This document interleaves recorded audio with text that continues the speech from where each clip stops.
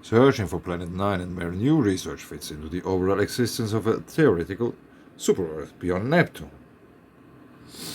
Now I was reading a little bit through that article, and so where does current research distant solar system observations and searches for the theoretical super-Earth known both as Planet 9 or Planet X reside? Where's the third name? Nibiru? They don't talk about Nibiru here. Not one single fucking word about Nibiru. That's somehow funny.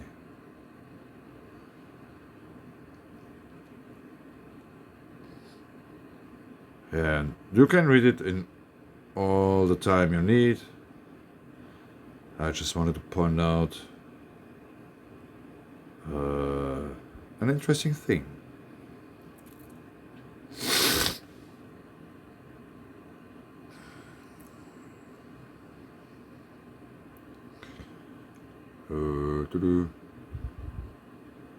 It was further down. There was this commercial about some. Yeah, here. We are here now. Regarding one such high inclination TNO known as BP519, Juliet Becker, 51 Pegasi B Fellow at Caltech stated, "It's in a class of extreme trans-Neptunian object that shouldn't have inclinations above 40 degrees in existing models. This guy has a 54-degree inclination. The thing that's strange is its current orbital inclinations is a little higher than you'd expect for typical objects formed in the solar system, without Planet 9. If you adapt your model of the solar system and you add Planet 9 into the mix, then even if BP519 started out in the plane in the solar system with all the other objects, Planet 9 basically invokes a dynamical phase space that will take objects through the inclination BP519 currently has, and then potentially lead them to have high inclination and very different perihelion distance than we had to start with. Okay, I want to show you one picture. That's from a book, Sitchin,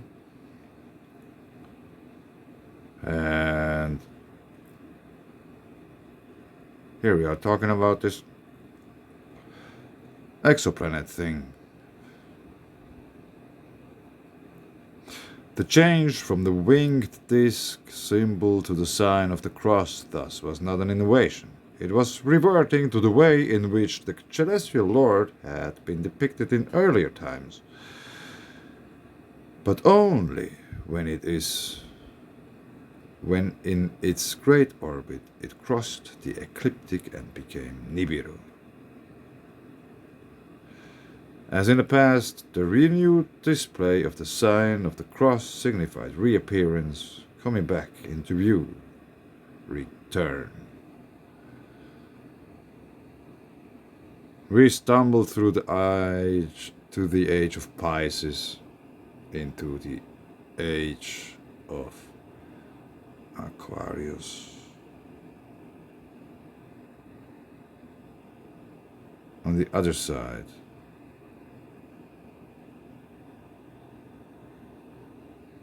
there's the lion.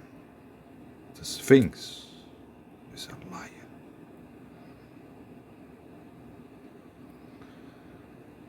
So, I wouldn't be surprised if something really unprecedented would occur in not that distant future.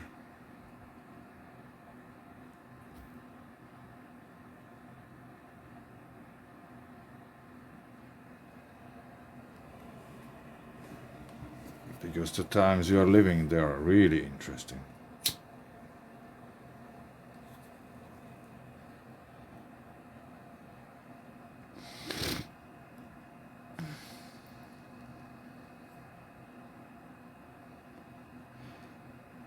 In addition to ensuring that telescope placement slightly overlaps with previously observed regions of the sky to ensure no gaps exists in the survey, The search requires 3 observations of the same portion of the sky in 3 consecutive nights.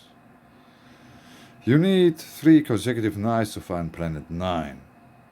You need the first night to just observe the sky, the second night to figure out which of the stars are just random stars in the universe, and which of the stars have moved, meaning they are not stars but they are in the solar system.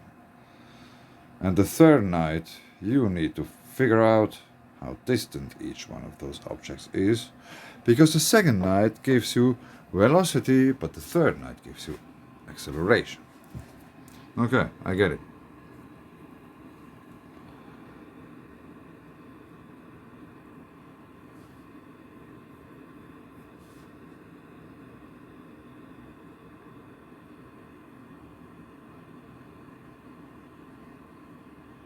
People traditionally just avoid the galactic plane.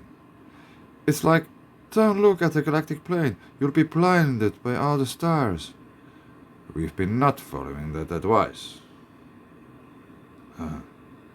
Ooh.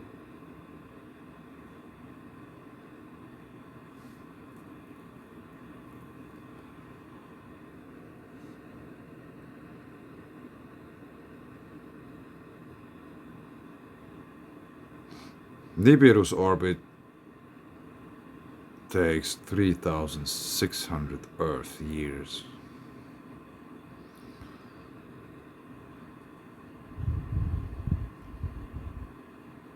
So probably it will be here back in our solar system in 1,800 years. Or not, or less. But who says they need the whole planet to come along here?